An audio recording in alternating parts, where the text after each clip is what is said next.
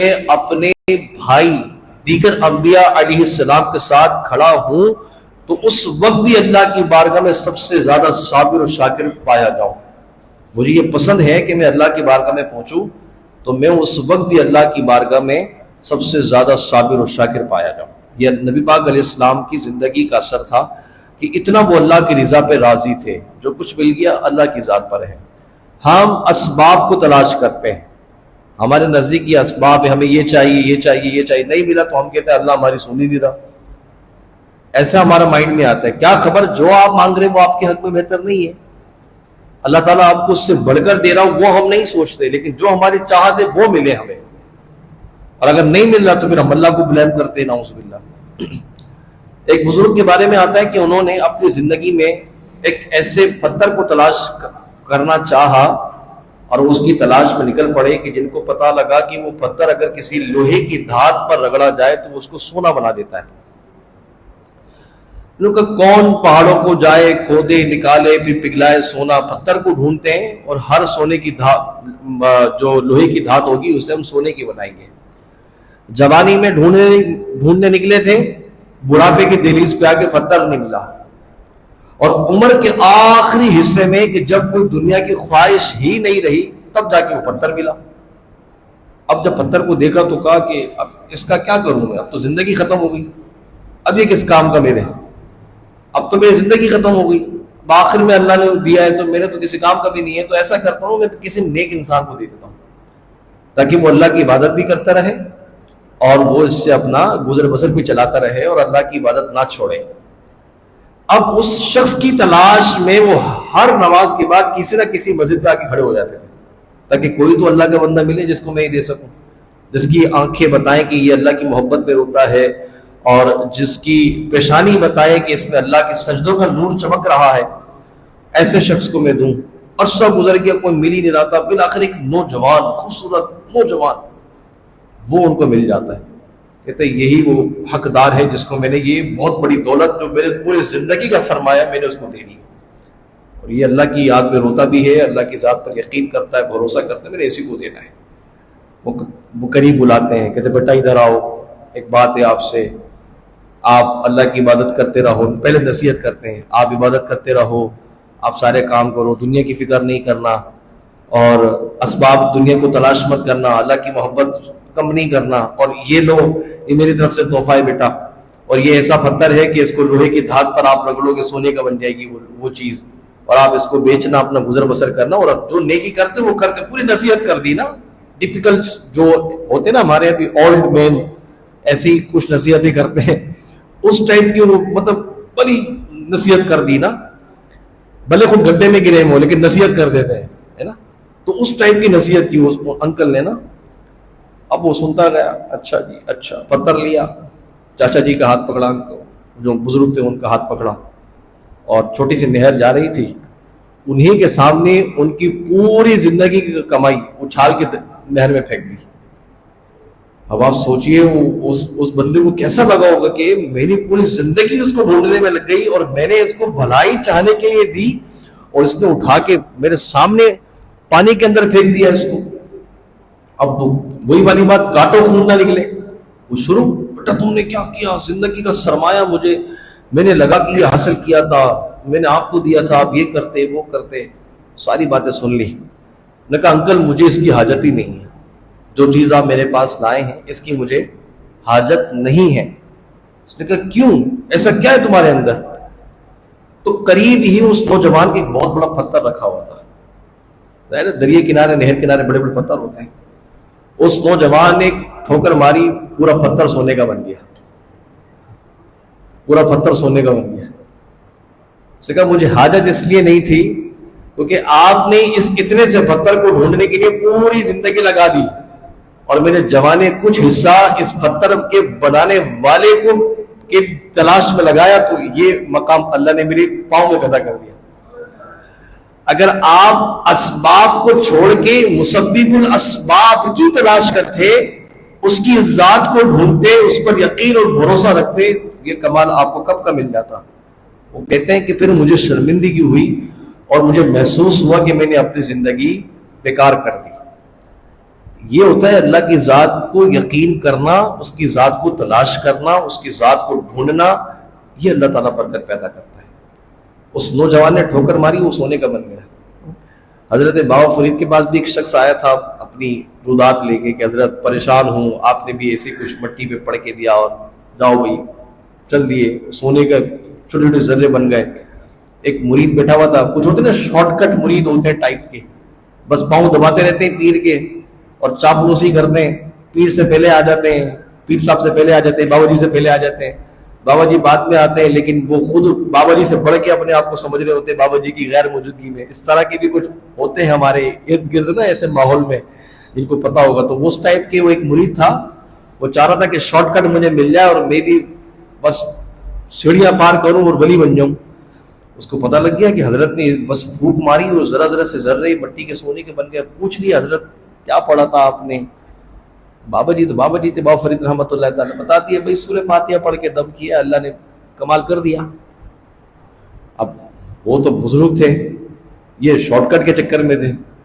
اب یہ گھر گئے، انہوں نے بھی بڑے بڑے پتھر رکھ لیے، وہ تو چھوٹے ذرے تھے، اتنے بڑے پتھر، اس سے پتہ لگ رہا تھا کہ لالچی کتنا ہے۔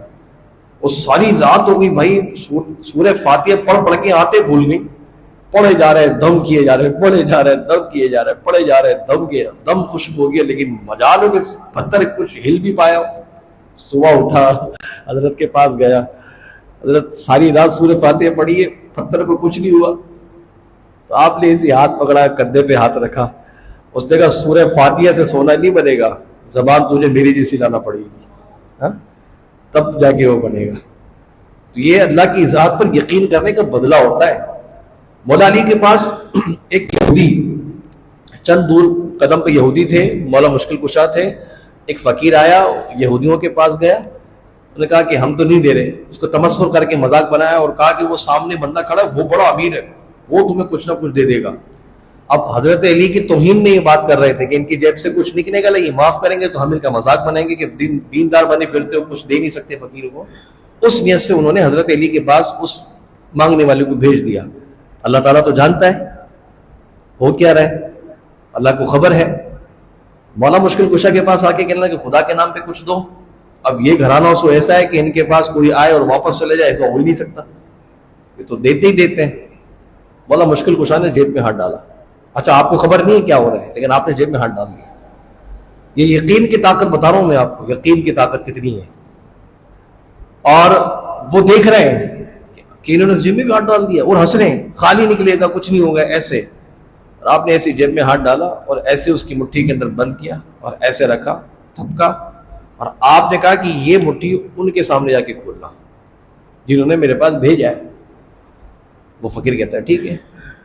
وہ جیسے ہی ان لوگوں کے پاس جاتے جو یہودی کھڑے تھے، تمسخر کے نہیں ہے، اور جیسے ہی وہ مٹھی کھولتا ہے تو منہ کھلے کے کھلے رہ جاتے ہیں، سونے کی ٹھکریاں ہاتھ میں ہوتی ہیں۔ اسے کیا کہتے ہیں؟ یقین، توکل۔ اور ظاہر ہے میرے اندر بھی نہیں ہے، میں اپنے اندر بھی تلاش کرنا چاہتا ہوں، آپ بھی اپنے اندر تلاش کریں کہ کیا اللہ کی ذات پر اتنا یقین ہمیں ہے کہ ہم کہہ سکیں کہ بس یہ کرنا ہے اور یہ ہو جانا ہے۔ ہاں، وہ کہتے ہیں نا کہ اتنا اپنے آپ کو گرانا پڑے گا کہ پھر اللہ کہے کہ بتا تیری رضا کیا ہے۔ ڈاکٹر اقبال نے کہا ہے نا کہ اگر کوئی مرتبہ چاہیے، مٹا دے اپنی ہستی کو، گر کوئی مرتبہ چاہیے کہ دانا خاک میں مل کر گلے گلزار ہوتا ہے۔ خاک میں ملا کے تو دکھاؤ، ابھی یہاں جھاڑو نہ دلی ہو تو نماز نہیں پڑھو گے آپ۔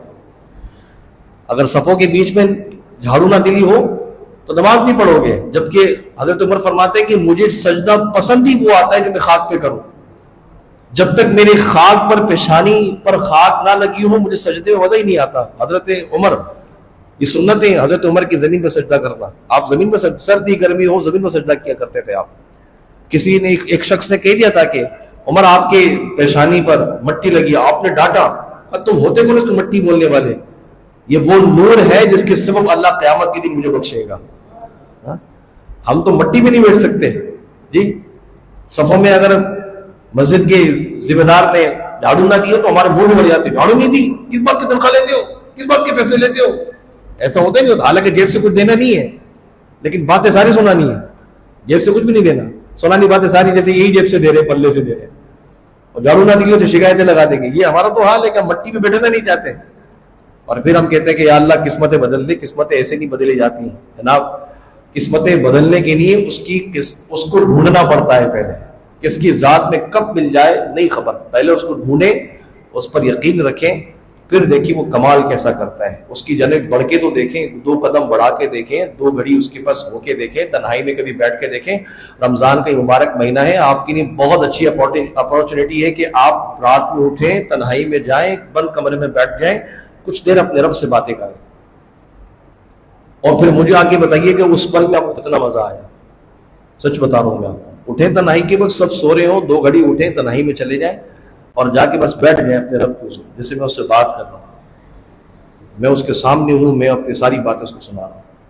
پھر اس وقت کو دیکھیے گا کہ شاید زندگی کا وہ سب سے بہترین پل ہوگا جو آپ نے اپنے رب کے لیے نکال کے بیٹھے ہوں گے. آپ ہم سے ہوتا کچھ نہیں ہے, لیکن خواہشیں ہماری اتنی بڑی بڑی ہیں کہ بس مرتی فرشتے بولے یہ آ جائے گی, یہ سارے محل آپ کے ہیں, یہ باغات آپ کے ہیں, یہ کھیت آپ کی, یہ حوریں خدمہ آپ کی نہیں کھڑی ہیں, آپ آ جائیں. یہ خواہشیں ہماری ہیں, اور صبر ہمارے اندر نہیں ہے, برداشت ہمارے اندر نہیں ہے, توکل ہمارے اندر نہیں ہے. مطلب خواہشیں اتنی بڑی بڑی ہیں کہ بندہ بولے بھائی تھوڑا نیچے آ جا, نیچے آ جا, حقیقت کی طرف آ, حقیقت کو دیکھیں, اپنے اندر ڈھانکیں. رمضان ابھی ہمارے لیے ایک طریقے سے ہمیں چارج کرنے آتا ہے, ریپلیس کرنے آتا ہے, تاکہ ہم اپنے اندر کی جھانکیں, اپنے اندر کو دیکھیں, اور جو کام ہم رمضان میں شروع کرتے ہیں عہد کریں, نیت کریں کہ رمضان کے بعد بھی ویسے ہی کرتے رہیں گے. آئندہ رمضان تک انشاءاللہ وہ نیکی کرتے کرتے عادت بن جائے گی, تو وہ زندگی تک رہے گی. اگلے رمضان پھر اور کوئی نیکی کی نیت کر لیں گے, تو اس طرح نیکیوں کی زندگی ہماری چلتی رہے گی. اللہ سے دعا کرتے ہیں باری اللہ ہمیں اپنے کردار کو, اخلاق کو ستھرا کرنے کی توفیق عطا فرمائے. اللہ کی ذات پر یقین بھروسہ کرنے کی ہم سب کو توفیق عطا فرمائے. وآخر دعوانا الحمدللہ رب العالمین. مصطفیٰ جانی رحمت پیدا کھو سلام, شمع بز میں ہدایت پیدا کھو سلام, مجھ سے خدمت کہ قدسی کہے ہر رضا, مصطفیٰ جان رحمت پیدا کھو سلام, شمع بز میں ہدایت پیدا کھو سلام. صلاۃ والسلام علیکہ یا رسول اللہ. إن الديار الصبا يوما إلى أرض الحرم, بلغ السلام روضة فيها النبي المحترم. وصلى الله تعالى على خير خلقه محمد وآله وأصحابه أجمعين برحمتك يا أرحم الراحمين.